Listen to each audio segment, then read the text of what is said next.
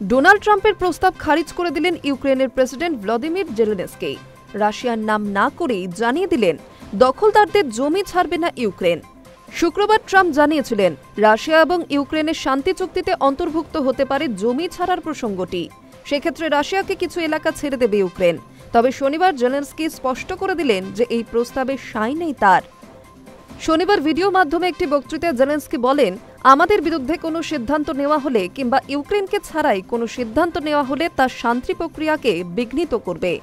প্রসঙ্গত, এর আগে ইউক্রেনের আচরণকে অনমনীয় বলে দাবি করে ট্রাম্প জানিয়েছিলেন জেলেনস্কির দেশ যুদ্ধবিরতির জন্য প্রস্তুত নয়, তবে যে কোনো মূল্যে রাশিয়া ইউক্রেনের ৩.৫ বছরের সংঘাতে দাড়ি টানতে চান ট্রাম্প।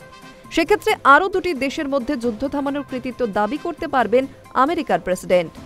শুক্রবারই ট্রাম্প জানিয়েছেন আগামী শুক্রবার আলাস্কায় গিয়ে দেখা করতে পারেন রাশিয়ার প্রেসিডেন্ট ভ্লাদিমির পুতিনের সঙ্গে। ট্রাম্প নিজেই এই কথা জানিয়েছেন। রাশিয়া ইউক্রেন যুদ্ধের অবসান ঘটাতে তার এই পদক্ষেপ শান্তি চুক্তির জন্য বলেই দাবি করেছেন তিনি। যুদ্ধবিরতির এই চুক্তিতে থাকতে পারে দুই পক্ষের এলাকা বিনিময় সংক্রান্ত কিছু শর্ত, আর এই শর্তেই আপত্তি জানিয়েছেন জেলেনস্কি। সমাজ মাধ্যম ট্রুথে ট্রাম্প লেখেন, আমেরিকার প্রেসিডেন্ট হিসেবে আমার ও রাশিয়ার প্রেসিডেন্ট ভ্লাদিমির পুতিনের মধ্যে দীর্ঘ প্রতীক্ষিত বৈঠকটি আগামী শুক্রবার 15 আগস্ট অনুষ্ঠিত হবে আলাস্কার গ্রেট ইস্টে। পরবর্তীকালে এই বিষয়ে আরও বিস্তারিত জানানো হবে বলে জানিয়েছেন তিনি। Hi News network.